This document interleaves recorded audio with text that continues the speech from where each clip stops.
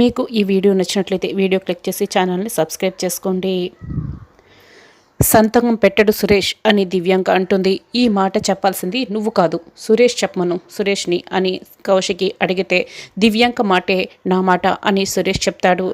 ఇక ఫోన్ పెట్టేసిన కౌశికి అయితే చాలా బాధపడుతూ ఉంటుంది.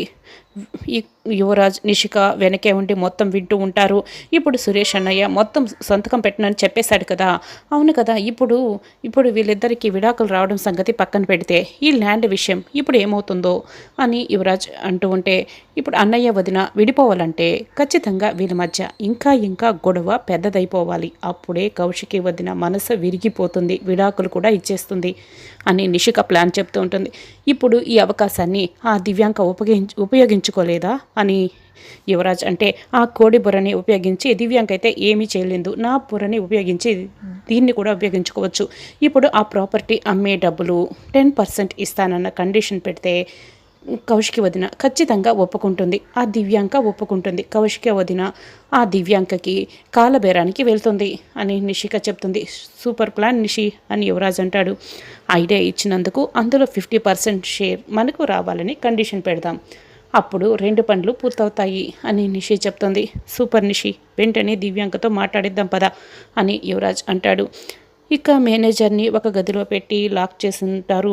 హలో మేడం, సార్ నన్ను ఎందుకు తీసుకొచ్చారు, నన్ను వదిలేయండి, నేను వెళ్ళాలి అని అతను మహేందర్ అరుస్తూ ఉంటాడు. సిస్టంలో ఆ రికార్డింగ్ని దాత్రి, కేదార్, కిరణ్, రమ్య అందరూ వింటూ ఉంటారు. మేడం, ఈ మేనేజర్ అంత ఈజీగా నిజం చెప్పేటట్లేదు మేడం అని రమ్య చెప్తుంది. అవును చెడి, మనం రంగంలోకి దిగాల్సిందే అని కేదార్ అంటే, చూడు రమ్య, ఆ మేనేజర్ ఎవరు, పుట్టు పూర్వోత్తరాలు ఏంటి, మొత్తం డీటెయిల్స్ అంతే నా ముందు ఉంచాలి అని అంటుంది. అలాగే మేడం అని రమ్య చెప్తుంది. పదకేడి అని ఇద్దరూ కలిసి గదిలో ఉన్న మహేందర్ దగ్గరికి వస్తారు. సార్, మేడం మీరు నన్ను ఎందుకు ఇక్కడికి తీసుకొచ్చారు, నన్ను వదిలేయండి, నేను ఆ హీరోయిన్ని చంపలేదు అని మేనేజర్ చెప్తూ ఉంటాడు. మీరు చంపారని మేమెక్కడ చెప్పాం, ముందే నేను చెప్పలేదని చెప్తున్నావు అంటే అది ఎవరు చేశారన్నది నీకు బాగా తెలుసని మాకు అర్థమైంది, అది తెలుసుకోవడానికి నిన్ను ఇక్కడికి తీసుకొచ్చాం అని కేదార్ చెప్తాడు. అవును సార్, మీరు ఇప్పుడు నిజం చెప్పి తీరాల్సిందే, ఎందుకంటే మీరు అసలు తిరుపతికే వెళ్ళలేదని మాకు తెలిసింది. ఇదిగో ఈ కాలిముద్ర మీదే కదా అని పేపర్ని దాత్రి చూపిస్తుంది. నీతో పాటే హీరోయిన్ చనిపోయినప్పుడు అక్కడ ఎవరో ఉన్నారని కూడా మాకు అర్థమైంది. నువ్వు తిరుపతికి వెళ్ళలేదు, మరి చంపింది ఎవరు, నిజం చెప్తావా లేదా అని దాత్రి ఇక అడుగుతూ ఉంటుంది. నాకు ఏ నిజం తెలియదు అని మేనేజర్ చెప్తాడు. చూడు మహేంద్ర, హీరోయిన్ చనిపోయినప్పుడు నువ్వు అక్కడే ఉన్నావు, మరి నువ్వు తిరుపతి వెళ్ళకుండా వెళ్ళానని అబద్ధం చెప్పావు, మరి అక్కడే ఉండి కూడా లేదని ఎందుకు చెప్తున్నావు, మర్యాదగా నిజం చెప్తావా లేదా కొట్టనా అని కేదార్ బెదిరిస్తాడు. నేను అక్కడే ఉన్నాను సార్, అక్కడే ఉన్నాను అని మేనేజర్ ఒప్పేసుకుంటాడు. మరి హీరోయిన్ని చంపింది ఎవరు చెప్తావా లేదా అని దాత్రి గట్టిగా కోప్పడుతూ నిలదీస్తుంది. మేడం, నిజంగానే చెప్తున్నాను, ఎవరు చంపారన్నది నాకు తెలియదు మేడం, నేను వెళ్ళేసరికి హీరోయిన్ చనిపోయింది, అది చూసి నేను భయంతో అక్కడి నుంచి పారిపోయాయి, ఇలా అబద్ధం చెప్పాల్సి వచ్చింది. నిజం మేడం, ఎవరు చంపారో నాకు తెలియదు మేడం అని మేనేజర్ అంటాడు. నిజంగా నాకు నిజం తెలియదు, నన్ను వదిలేయండి అని మేనేజర్ ఇక దండం పెట్టి బతిమలాడుకుంటూ ఉంటాడు. నీకు తెలిసిన నిజం నీకు నిజం తెలుసని మాకు తెలుసు, మర్యాదగా నిజం చెప్తావా లేదా అని దాత్రి బెదిరిస్తుంది. నువ్వు నిజం చెప్పవరా, ఇలా మేము కొట్టాల్సిందే అని అక్కడున్న కర్రను తీసుకుంటారు. అప్పుడే త్రిపాఠి రమ్య దగ్గరికి వస్తాడు. లోపల ఏం జరుగుతుంది అని అడుగుతాడు. మేనేజర్ మహేంద్ర దొరికిపోయాడు, హీరోయిన్ కేసు విషయంగా ఇన్వెస్టిగేషన్ చేస్తున్నారు జేడీకేడి అని చెప్తూ ఉంటారు. అవునా అని వెంటనే త్రిపాఠి లోపలికి వెళ్తాడు. రే, నువ్వు నిజం చెప్పవు కదా అని కేదార్ దగ్గర ఉన్న కర్ర తీసుకొని మేనేజర్ని కొట్టబోతుంటాడు. ఏం జరుగుతుంది ఇక్కడ అని సరిగ్గా త్రిపాఠి వచ్చి, ఇక్కడ ఇన్వెస్టిగేషన్ జరుగుతుంది హీరోయిన్ కేసు విషయంగా అని దాత్రి చెప్తుంది. నాకు అలా అనిపించడం లేదే, తప్పు చేయకపోయినా కూడా బలవంతంగా నిజం ఒప్పించాలని చూస్తున్నట్టు ఉంది అని త్రిపాఠి చెప్తాడు. ఇక్కడ ఏం జరుగుతుందో మీకంటే బాగా మాకు తెలుసు, అసలు మీకు ఈ కేసుతో సంబంధం లేదు, మర్యాదగా ఇక్కడి నుంచి వెళ్తారా లేదా సాధు నాయక్ సార్కి రిపోర్ట్ చేయమంటారా, మీరు ఏదైనా ఉంటే సాధు నాయక్ సార్తో మాట్లాడుకోండి అని దాత్రి కేదార్లు చెప్తూ ఉంటారు.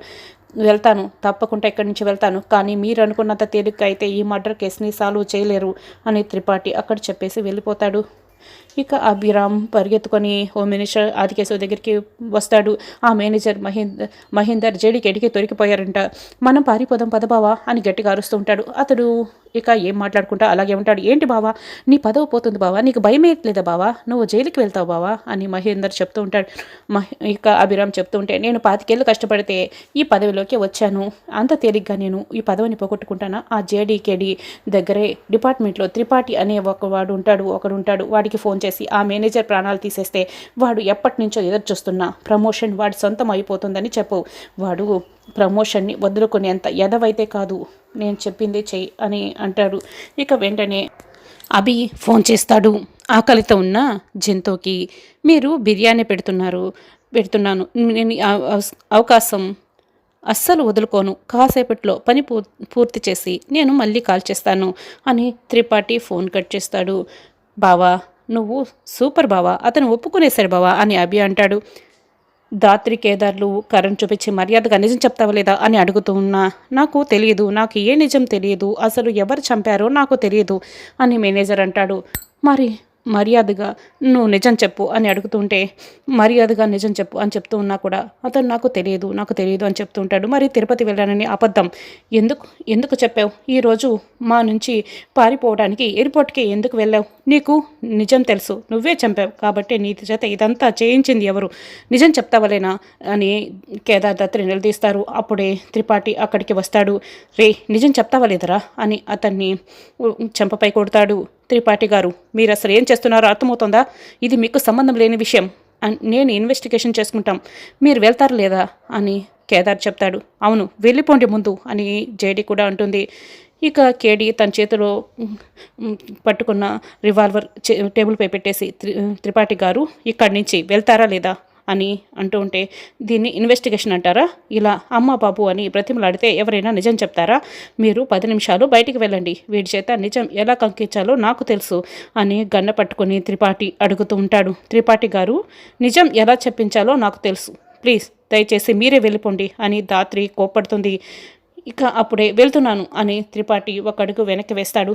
ఏంట్రా నా వైపు అంత కోపంగా చూస్తున్నావు అని మళ్ళీ గన్ తీసుకొని షూట్ చేయబోతూ ఉంటాడు. వెంటనే కేదార్ అతని రివాల్వర్ని తోసేస్తాడు. ఏం చేస్తున్నారు మీకు అర్థమవుతుందా అని కేదార్ కోప్పడతాడు. అప్పుడే జేడీ కింద పడిన త్రిపాఠి రివాల్వర్ని కర్చీఫ్తో పట్టుకుంటుంది, బయటకు వస్తుంది. ఏ జేడీ ఏం చేస్తున్నావు, నా రివాల్వర్ ఇచ్చేసేయి అని త్రిపాఠి అరుస్తుంటాడు. అసలు ఎవరిని కాపాడడానికి మీరు ఇదంతా చేస్తున్నారు? మేము అడ్డుకోకపోయి ఉంటే ఈ పాటికి ఆ మేనేజర్ ప్రాణాలు పోయి ఉండేటివి అని దాత్రి కోప్పడుతుంటుంది. ఎవరిని కాపాడడానికి మీరు ఇదంతా చేస్తున్నారో చెప్పండి, ఇంతకుముందు మీరు ఇప్పుడు ఎలా ప్రవర్తించలేదు, ఎందుకు అతని ప్రాణాలు తీయపోయారు అని దాత్రి నిలదీస్తుంటుంది. నేనేమైనా మంచివాడి ప్రాణాలు తీయపోయానా ఏంటి? వాడు ఒక క్రిమినల్, వాడిని కూర్చోబెట్టి మీరు ఇంట్రాగేషన్ చేస్తే నిజాలు ఎలా బయటకు వస్తాయి? అందుకే నేను కాల్చాలని షూట్ చేయాలని చేశాను అంతేకాని కాపాడాలని కాదు. క్రిమినల్ని ఎవరైనా కాపాడతారా అని త్రిపాఠి ఇక మాట మార్చేస్తాడు. వాళ్ళకి శిక్ష వేయటానికి న్యాయస్థానం ఉంది, కోర్టు ఉంది, మీ పాటికి మీరు శిక్ష వేయటానికి మీకేం హక్కు ఉంది? చూడు రమ్య, ఈ రివాల్వర్ని లాకర్లో పెట్టేసాయి, సాధు నాయక్ సార్ వచ్చిన తర్వాత ఎక్స్ప్లెనేషన్ ఇచ్చింది, మీ రివాల్వర్ని మీరు తీసుకువెళ్ళండి, అంతవరకు ఈ రివాల్వర్ ఇక్కడే ఉంటుంది అని జేడీ అంటుంది. చూడు జేడీ, నువ్వు లిమిట్స్ క్రాస్ చేసి మాట్లాడుతున్నావు, నాతో పెట్టుకుంటే అంతకంత అనుభవించాల్సి వస్తుంది అని చెప్తూ ఉంటే మీరే లిమిట్స్ క్రాస్ చేశారు కాబట్టి ఎక్స్ప్లెనేషన్ ఇచ్చేంత తర్వాతే మీ రివాల్వర్ మీరు ఇక్కడి నుంచి తీసుకువెళ్ళగలరు, ఇక్కడి నుంచి బయలుదేరండి ముందు అని దాత్రి త్రిపాఠిని పంపించేస్తాడు. ఉన్నట్టుండి ఆ త్రిపాఠికి ఏమన్నా పిచ్చి పట్టిందా, వాడి ప్రాణాలు తీసైపోయారు అని కేదార్ అంటే, లేదు మేనేజర్కి నిజం తెలుసు, అందుకే వాడు నోరు విప్పితే ఎవరికో ప్రాబ్లం అవుతుంది, అందుకే మేనేజర్ ప్రాణాలు తీయాలని త్రిపాఠి ఇలా చేశాడు, కాబట్టి మేనేజర్ చేత మనం తప్పకుండా నిజం చెప్పిద్దాం అని దాత్రి చెప్తుంది.